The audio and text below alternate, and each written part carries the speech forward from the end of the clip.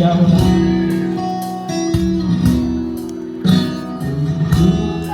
Nah, gitu aja. Apapun juga bisa aku datang ke dunia.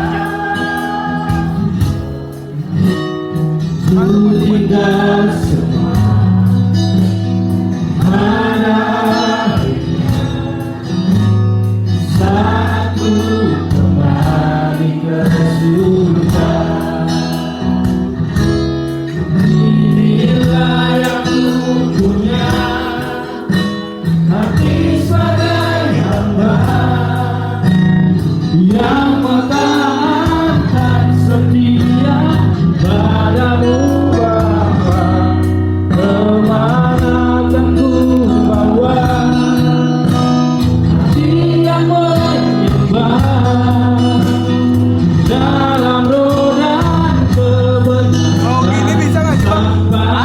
Taruh di sini, aku dari luar. Cuma nanti kamu nanti ada yang ke petinya. Tapi kalau sekarang bisa. Sebagai hamba yang mentaati setia padamu Bapa. Kemana akan ku bawa hati yang menyembah dalam roda kebenaran sampai selamanya. Dalam roda kebenaran sampai selamanya. Dalam roda kebenaran sampai selamanya.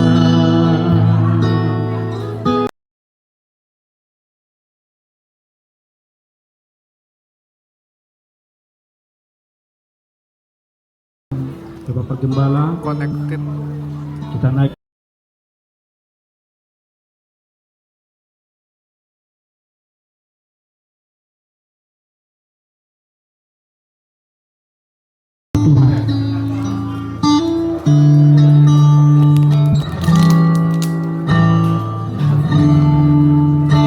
Surgawi, ajarku mengenal betapa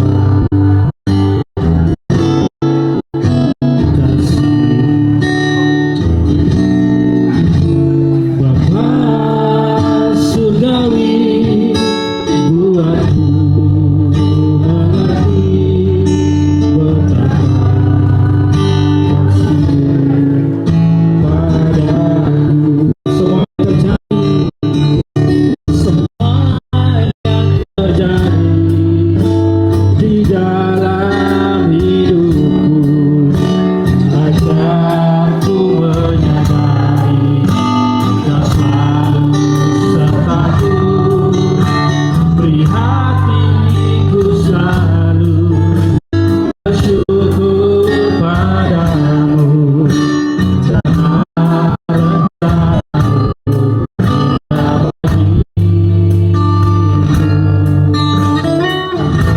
Mari kita naikkan pujian dari awal. Surgawi, ajarku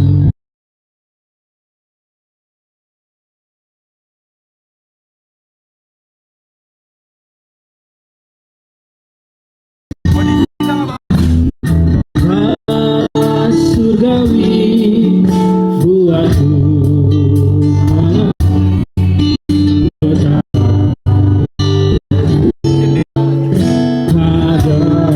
katakan semua yang terjadi, semua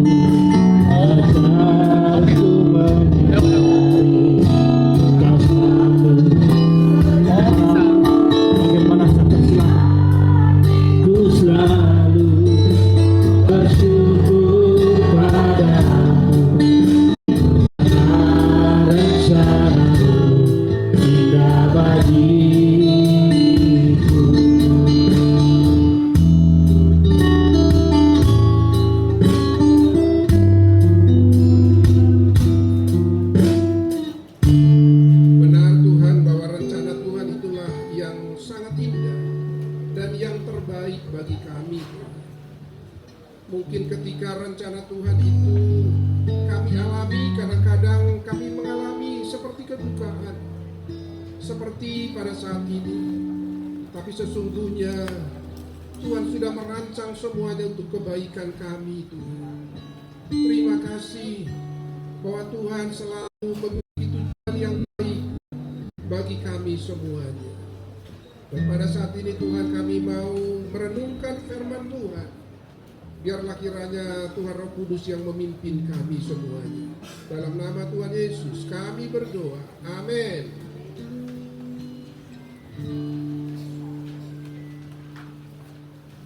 Saya mau mengucapkan atas nama jemaat. Kalau kemarin belum lengkap, rasanya sekarang sudah cukup lengkap semua keluarga termasuk dari Sumatera. Atas nama semua jemaat GKKD Cibogo mengucapkan turut berbelasungkawa kepada semua keluarga. Ya, termasuk di sini berarti ada istri almarhum dan juga semua anak-anak dan menantu dan cucu-cucu dan cicit. Ya, mohon kami semuanya yang ada di tempat ini, memang tidak semua, mohon kami dimaklumi, tidak semua datang sekarang, tapi mungkin nanti pada saat hari Minggu, pada saat ibadah nanti, ya itu lebih lengkap, ya semuanya. Puji Tuhan. Kita berkumpul sekarang pada waktu ini, hari ini secara khusus kita mau memberikan penghormatan terakhir kepada almarhum, sekaligus nanti kita akan menutup peti. Kita menutup peti itu artinya berarti inilah terakhir, sebelumnya kita memandang wajahnya. Setelah ditutup peti kita tidak bisa lagi memandang wajahnya. Inilah terakhir. Karena itu ini memang sesuatu hal yang penting, karena penghormatan terakhir ya seperti ini. Tapi saya mau katakan bahwa sesungguhnya penghormatan yang sebenarnya bukan pada saat sudah meninggal, tapi pada saat dia masih hidup. Bagaimana kita memberi penghormatan kepada orang tua kita. Saya melihat dengan mata saya sendiri bahwa anak-anak sangat menghormati orang tua itu.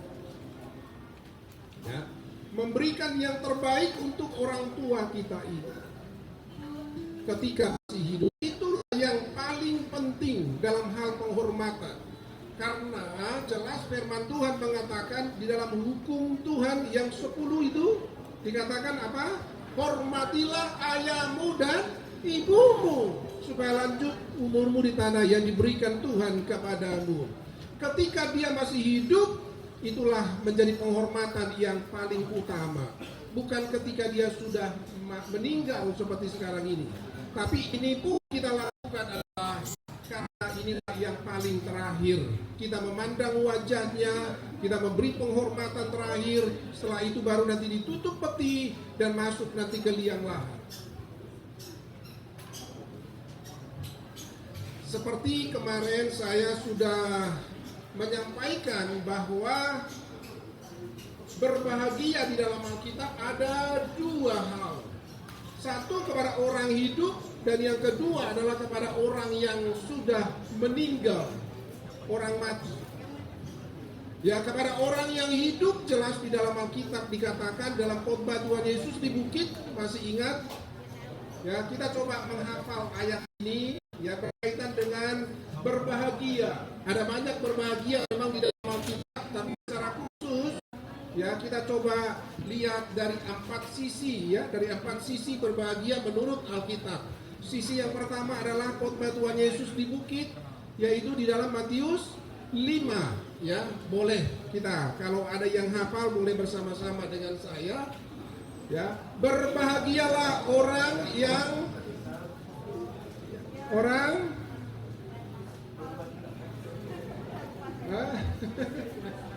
berbahagialah orang yang miskin. Oke.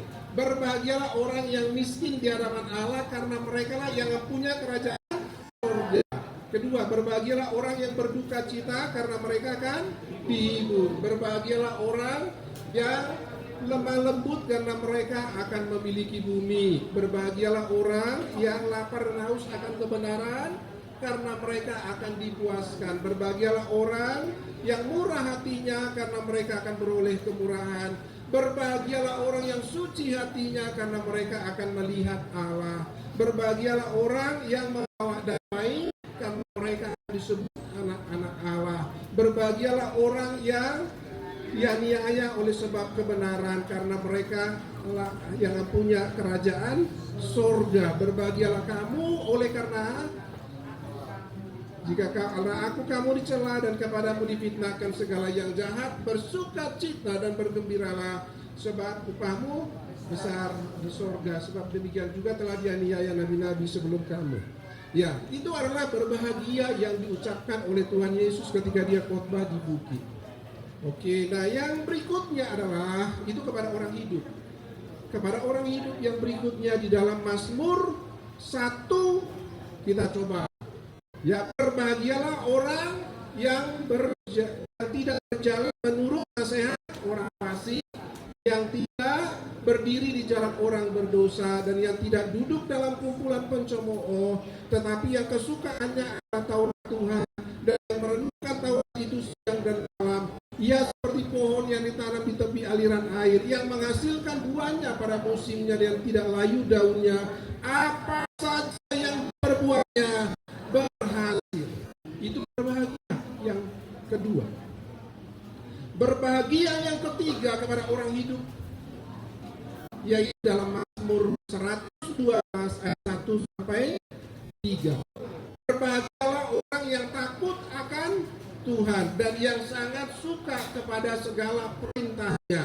Anak cucunya akan perkasa di bumi, angkatan orang benar akan diberkati. Ya, harta dan kekayaan adalah rumahnya, kebaikannya selamanya. Itu berbahagia. Kita tahu, ya ini sesuatu hal yang kalau kita renungkan, bagaimana almarhum begitu setia kepada Tuhan, begitu setia di dalam melayani Tuhan. Firman Tuhan mengatakan, anak cucunya akan perkasa di bumi, angkatan orang benar akan diberkati. Jadi anak cucunya pasti akan diberkati Tuhan. Amin. Pasti akan diberkati Tuhan. Dan saya percaya firman Tuhan tidak akan pernah gagal. Firman Tuhan itu pasti akan terlaksana. Asalkan hidup kita benar di hadapan Tuhan. Ya, jadi bersyukurlah semua keturunan almarhum. Ya, berbahagialah semua keturunan almarhum. Karena ada janji Tuhan diberkati, anak cucunya diberkati, harta dan kekayaan ada di rumahnya. Ya, kebajikan tetap untuk selama-lamanya. Kebajikan berarti mereka adalah orang-orang baik, orang-orang yang murah hati, keturunan daripada almarhum. Wah, itu berkat Tuhan.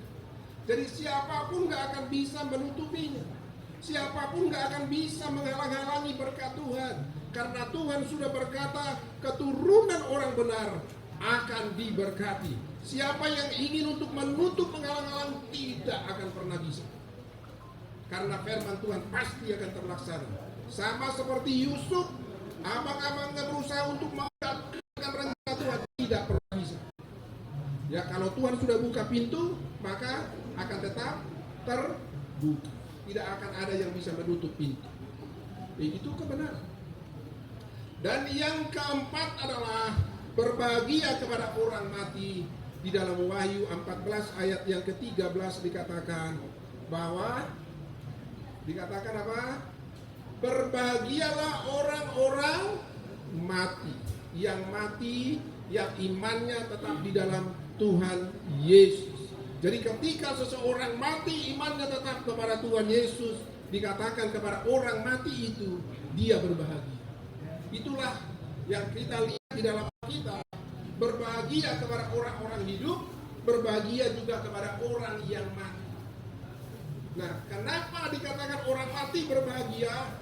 Karena jelas di dalam Alkitab dijelaskan berikutnya di dalam 1 Tesalonika 4 ayatnya yang 14 bahwa orang yang mati imannya tetap di dalam Tuhan Yesus dibawa, dikumpulkan oleh Allah bersama-sama dengan Dia. Jadi berbahagia tentu bersama-sama dengan Tuhan Yesus.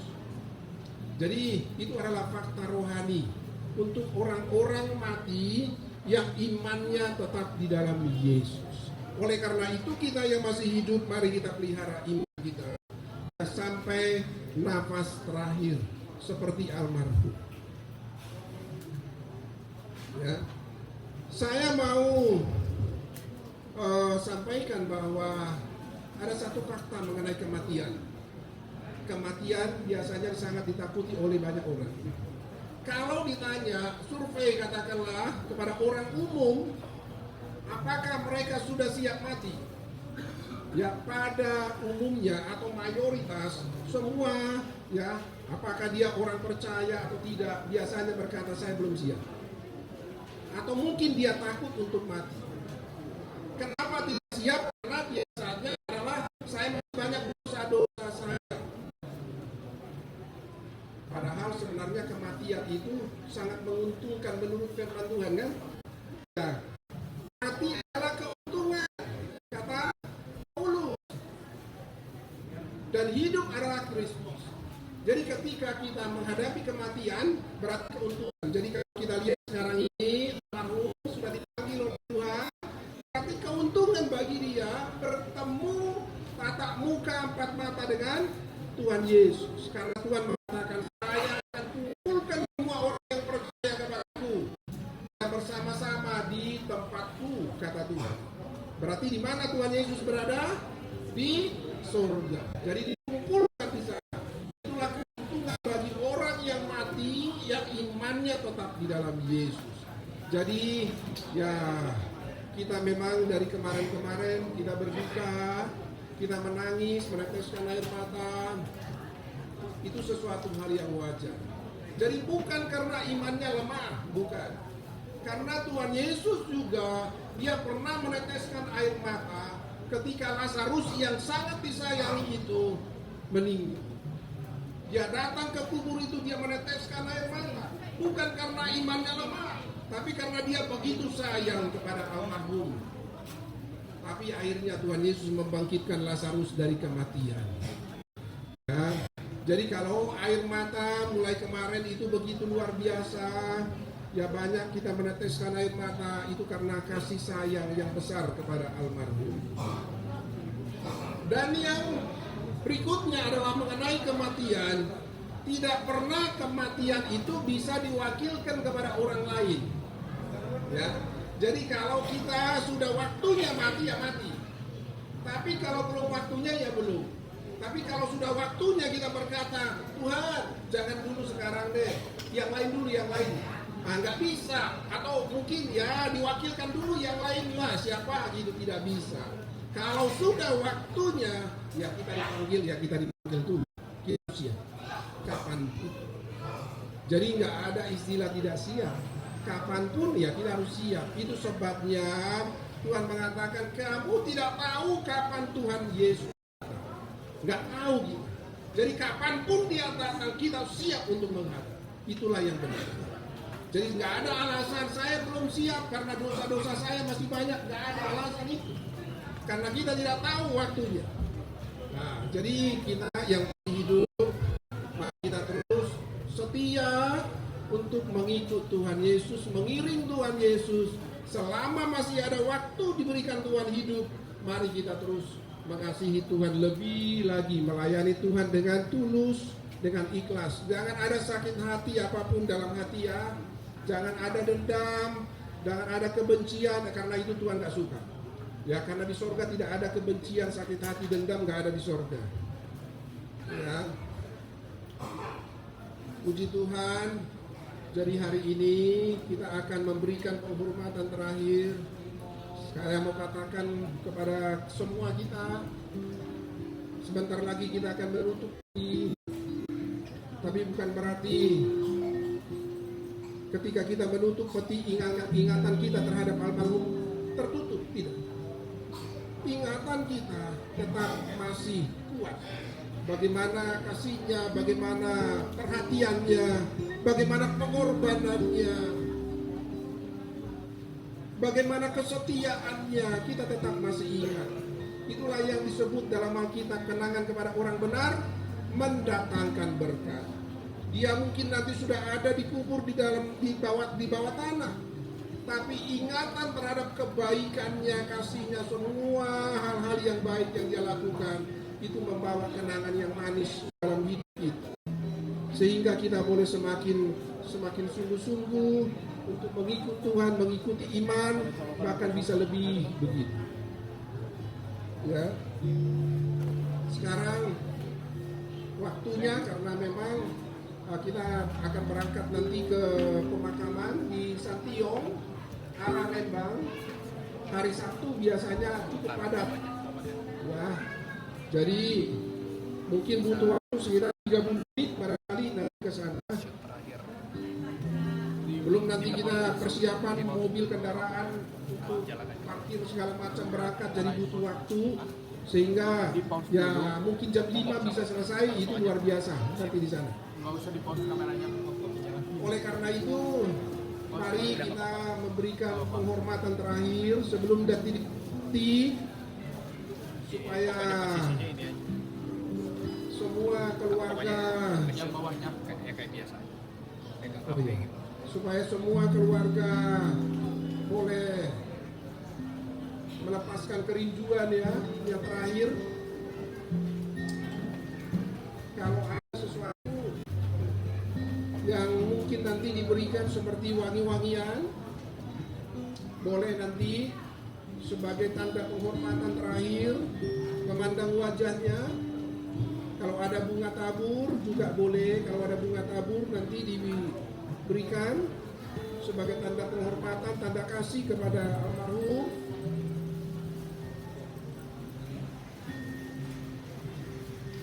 Oke, silakan keluarga bersiap-siap. Anak-anak, cucu-cucu, boleh cicit juga.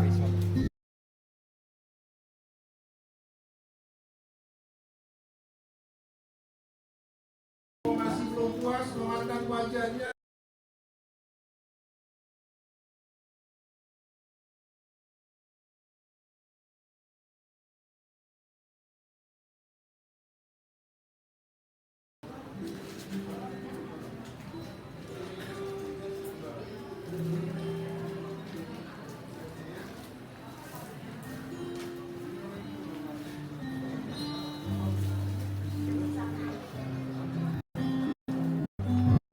Siap-siap ya, kita naikkan pujian ini